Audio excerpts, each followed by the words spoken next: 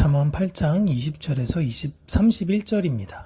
나는 정의로운 길로 행하며 공의로운 길 가운데로 다니나니 이는 나를 사랑하는 자가 재물을 얻어서 그 곳간에 채우게 하려 함이니라.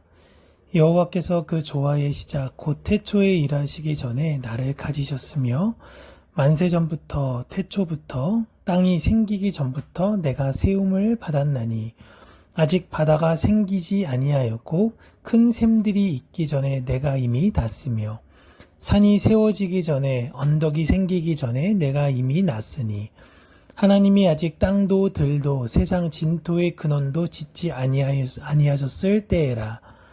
그가 하늘을 지으시며 궁창을 해면에 두르실 때에 내가 거기 있었고 그가 위로 구름 하늘을 견고하게 하시며 바다의 샘들을 힘있게 하시며 바다의 한계를 정하여 물이 명령을 거스르지 못하게 하시며 또 땅의 기초를 정하실 때에 내가 그 곁에 있어서 창조자가 되어 날마다 그의 기뻐하신 바가 되었으며 항상 그 앞에서 즐거워하였으며 사람이 거처할 땅에서 즐거워하며 인자들을 기뻐하였느니라.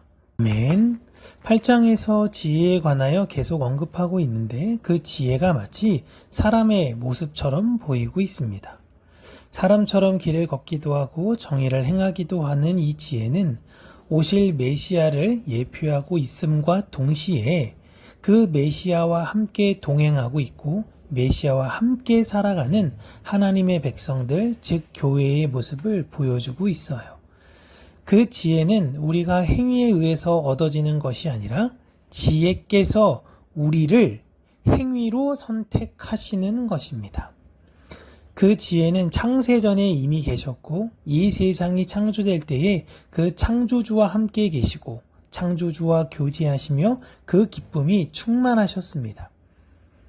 그리고 그 지혜가 하나님과 계신 것처럼 사람들이 거처할 땅에서 기뻐하며 그 사람들과의 관계에서 기쁨을 얻으십니다. 메시아는 창세전에 오시기로 약속하셨고 말씀이 육신이 되어 예수 그리스도라는 존재로 우리에게 오셨지만 예수 그리스도께서는 오시기 전에도 이미 하나님의 백성들에게 지혜로 함께 계셨고 그들과 함께 기뻐하셨습니다. 지금도 예수님은 교회인 우리와 함께 계시며 지혜의 길을 걷는 우리를 보며 기뻐하십니다. 또한 동시에 예수님은 하나님 보좌 우편에 계시는 것이죠. 오늘 본문에서 이 이야기를 하고 있는 것입니다. 이와는 반대로 우리는 지혜이신 예수님과 동행하면서 동시에 이 세상에 우리의 모습이 걸쳐져 있어 기쁨과 불안이 공존하고 있는 것이에요. 그렇게 우리를 불안에서 벗어나게 하시려고 지혜이신 그분께서는 하늘의 그 지혜를 이 땅에 있는 우리에게 알려주시고 하늘의 지혜로 인하여 이 땅에 우리의 삶을 열매 맺게 하시려는 것입니다. 그렇게 우리는 예수 그리스도로 인하여 성령의 열매를 이 땅에서 맺으며 살게 되는 것이에요. 하나님께서 이 모든 천지 만물을 창조하실 때에 완전하며 완벽한 계획에 의하여 만드셨듯이 우리를 그렇게 만드셨습니다.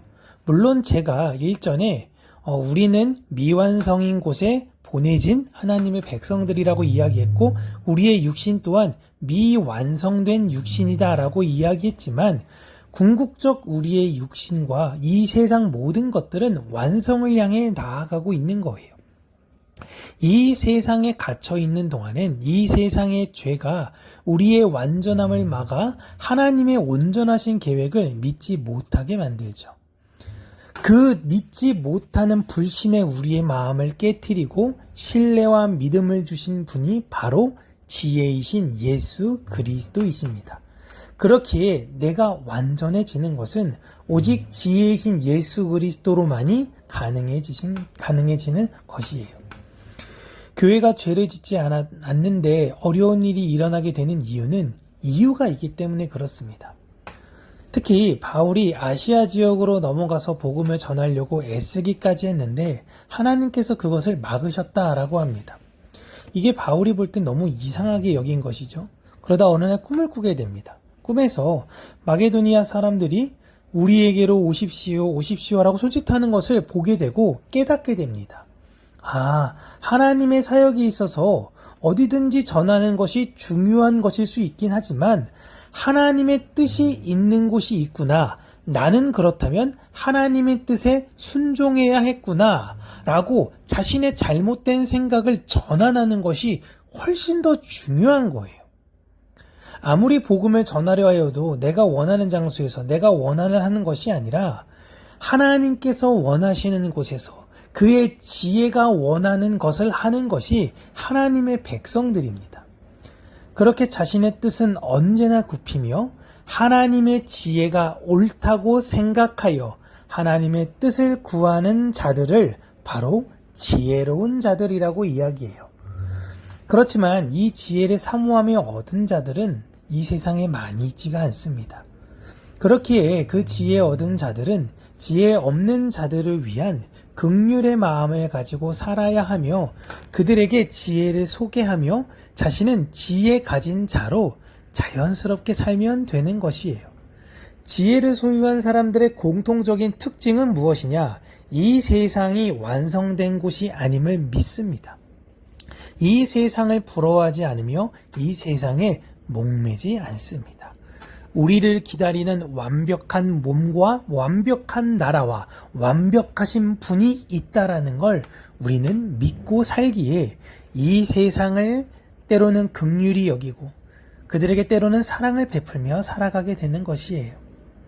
오늘도 그 지혜이신 예수 그리스도와 동행하시며 성령의 충만한 열매들을 맺어 하나님 앞에 기뻐하며 즐거워하는 참 지혜인으로 사는 행복한 하루 되시기를 바랍니다.